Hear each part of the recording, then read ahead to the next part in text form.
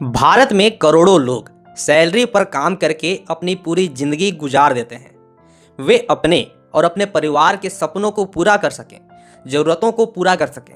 इसके लिए वे over time भी करते हैं, ज़्यादा से ज़्यादा मेहनत करते हैं।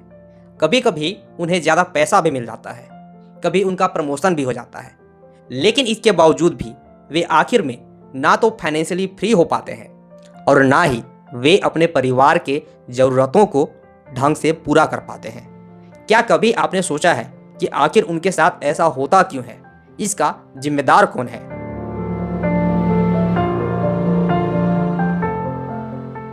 सबसे पहले तो मैं आपको ये क्लियर कर दूं कि मैं ना तो इस वीडियो में आपको कोई कोर्स बेचने आया हूं, ना ही मैं कोई बिजनेस गुरु या फाइनेंस गुरु हूं, बल्कि मैं एक ऐसा इंसान हूं जो खुद भी फाइनेंशियल ग्रोथ, फाइनेंशियल फ्रीडम के जर्नी में है। मैंने पिछले कुछ सालों में ऐसे बहुत सारे business book, self growth books और स्पिरिचुअल बुक्स पढ़े हैं और उन्हें अपने रियल लाइफ में इम्प्लीमेंट करने की कोशिश की है, टेस्ट की है कि कौन सा बुक का प्रिंसिपल काम करता है और कौन सा नहीं। और उनसे जो मुझे ऑब्जर्वेशन प्राप्त हुए, उन्हीं ऑब्जर्वेशंस में से कुछ बातें मैं इस वीडियो में शेयर करने जा रहा हूँ। मैं ऐसे 3 सबसे बड़ी गलतियों के बारे में बात करने जा रहा हूँ जिसे हम सब हर रोज करते हैं। ये 3 गलतियाँ ऐसी हैं जिनके वजह से 90% लोग हमेशा के लिए चूहा दौड़ वाले जिंदगी में या कहें तो सैलरी ट्रैप में फंसे रहते हैं। इसके अलावा कुछ ऐसे पॉइंट भी हैं जिनके बारे में हम इस वीडियो में ऊपर से बात करेंगे ताकि ये वीडियो ज़्यादा कॉम्प्लिकेटेड ना बने। और इस चैनल पर आने वाली वीडियो में हम उनके बारे में स्टेप बाय स्टेप बात करेंगे। तो चूहा दौड़ में फंसने वाले लोग सबसे पहला गलती तो ये करते हैं कि वे गलत सुरक्षा का चुनाव करते हैं। तो अब आपके दिमाग में ये आ रहा होगा कि भाई ये गलत सुरक्षा क्या होता है, ये कौन सी सुरक्षा का बात हो रहा है? तो मैं आपको बता दूं कि मैं उस सुरक्षा का बात कर रहा हूं जिस सुरक्षा को पाने के लिए आपके माता पिता ने पहली कक्षा में आपका एडमिशन कराया था, यानी नौकरी की सुरक्षा।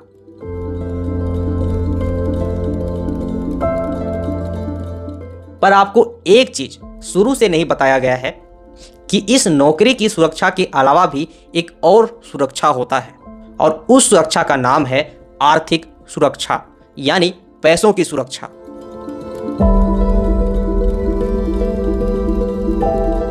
अब आपके दिमाग में ये आ रहा होगा कि भाई हम नौकरी भी तो पैसों के लिए ही करते हैं ना। तो बिल्कुल, नौकरी भी आप पैसों के लिए ही करते हैं, पर इसमें समस्या ये है कि जब तक आप नौकरी करते हैं तभी तक आपको पैसा मिलता है, यानी इनकम होता है। जैसे ही नौकरी गया, पैसा भी गया। तो फिर आप ये कैसे कर सकते हैं कि ये पैसों की सुरक्षा हुआ? तो अब सवाल ये है कि अगर हम नौकरी से पैसों की सुरक्षा नहीं कर सकते तो फिर कैसे कर सकते हैं? इसका जवाब आपको तब मिलेगा जब आप दूसरी सबसे बड़ी गलती के बारे में जानेंगे।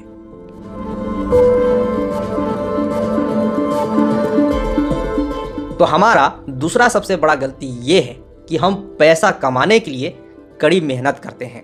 अब आप सोच रहे होंगे कि भाई ये कैसा बेहुदा इलॉजिकल बात है, हम पैसों के लिए कड़ी मेहनत ना करें तो किसके लिए करें? फिर हम पैसे कमाएंगे कैसे? तो दोस्तों, इसके पीछे लॉजिक ये है कि पैसा कमाना और पैसा बनाना दोनों में जमीन आसमान का अंतर होता है और पैसा कमाने और पैसा बनाने का यही अंतर अमीर लोगों को और अमीर और गरीब लोगों को और गरीब बनाता है।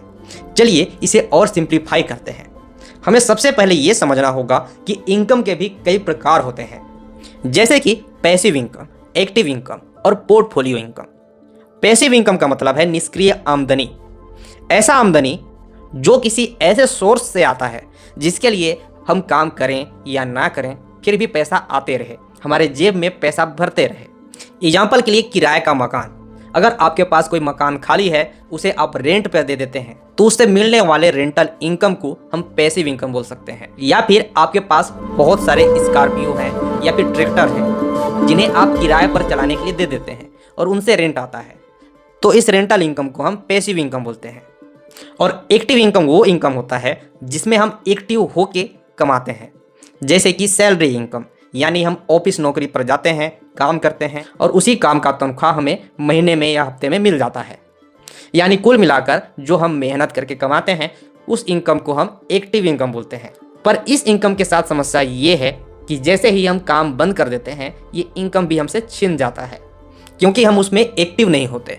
इसलिए इस इनकम को अर्न इनकम या सैलरी इनकम भी बोला जाता है। इसके अलावा पोर्टफोलियो इनकम वो इनकम होता है जो हमारे इन्वेस्टमेंट से आता है, यानी जो भी पैसा हम स्टॉक मार्केट में शेयर खरीदने में लगाते हैं या गोल्ड खरीदने में लगाते हैं या फिर जिस भी प्रकार से अपने पोर्टफोलियो का मतलब है एक ऐसा प्रोफाइल जिसमें हमने अपना पूरा इन्वेस्टमेंट किया हुआ है, उस पूरे प्रोफाइल को पोर्टफोलियो बोला जाता है। हमने जितना इन्वेस्टमेंट किया है उन सारे इन्वेस्टमेंट से जो भी कैपिटल गेन होता है, यानी मूलधन से जो भी ज़्यादा इनकम आता है, उसी इनकम को हम बोलते हैं पोर्टफोलियो इनकम। अब हम सीधे मुद्दे पर आते हैं कि हम आखिर गलती क्या करते हैं। तो हम गलती ये करते हैं कि हम पोर्टफोलियो इनकम और पैसिव इनकम को इग्नोर करके केवल एक्टिव इनकम में ध्यान देते हैं, और जैसे ही उस एक्टिव इनकम में हम खुद एक्टिव होना बंद कर देते हैं, इनकम भी होना बंद हो जाता है। पोर्टफोलियो इनकम और पैसिव इनकम ही वो इनकम है जिसके जरिए हमें आर्थिक सुरक्षा मिलता है, यानी पैसों की सुरक्षा मिलता है। हम जीवन भर यही सोचते रहते हैं कि हमारे पास एक सिक्योर जॉब है, पर सच तो ये है कि कुछ भी सिक्योर नहीं है। अगर आप जीवन भर उस एक जॉब में, अगर वो गवर्नमेंट जॉब है, उसमें आप काम करते हैं तो खूब से खूब आप अपने रिटायरमेंट तक ही करेंगे। उसके बाद निश्चित है कि आपको पैसों की समस्या होगी ही, क्योंकि आप जिंदगी भर केवल एक ही एक्टिव इनकम सोर्स पर अपना ध्यान लगाया रहा, जबकि करना ये चाहिए था कि ज़्यादा से ज़्यादा पैसिव इनकम का मल्टीपल सोर्स बनाना चाहिए था और अपने पोर्टफोलियो इनकम को बढ़ाना चाहिए था, और इतना बढ़ा लेना चाहिए था कि आप नौकरी करें या ना करें, एक्टिव इनकम करें या ना करें, जितना आपका खर्चा है, जितना आप महीने में अपना पैसा गंवा रहे हैं, उससे ज़्यादा पैसा तो आपको पैसिव इनकम और पोर्टफोलियो इनकम हो रहा है, जिसके लिए आपको काम भी नहीं करना पड़ रहा है। पर ऐसा हम नहीं करते, क्योंकि हम तीसरा गलती करते हैं, जिस एक गलती की वजह से हम गलती पर गलती करते जाते हैं, और वो गलती है फाइनेंशियल लिटरेसी ना सीखना, यानी आर्थिक शिक्षा ना लेना।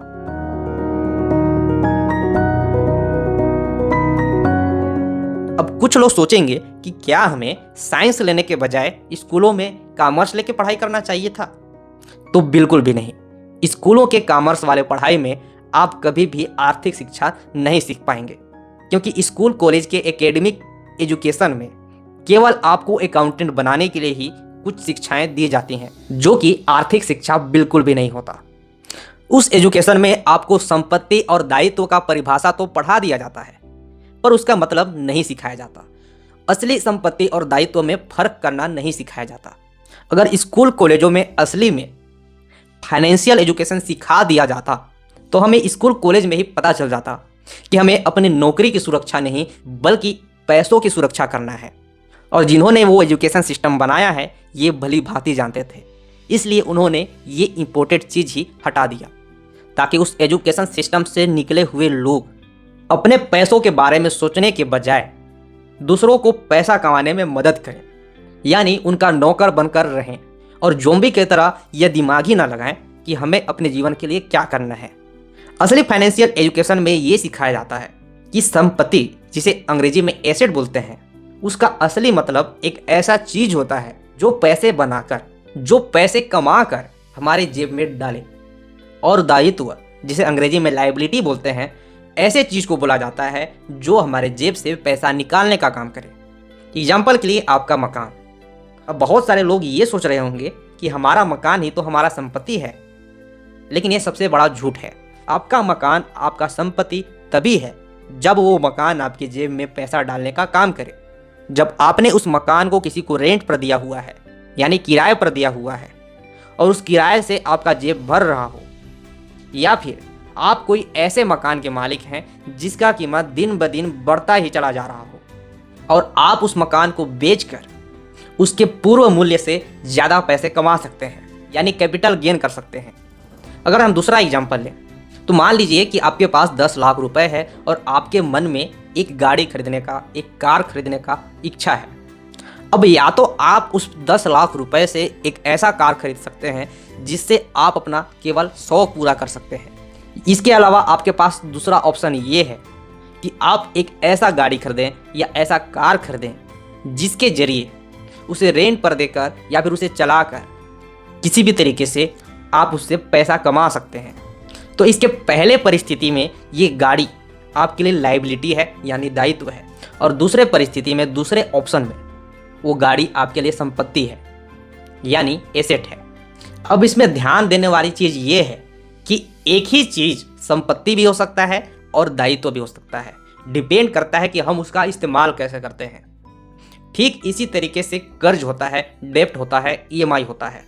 बहुत सारे लोग कर्ज में फंसकर आत्महत्या कर लेते हैं और कुछ ऐसे लोग होते हैं जो उसी ईएमआई और उसी कर्ज का इस्तेमाल करके फाइनेंशियली फ्री हो जाते हैं यानी फाइनेंशियल फ्रीडम पा लेते हैं, क्योंकि कर्ज किसी के लिए लायबिलिटी होता है और किसी के लिए एसेट होता है।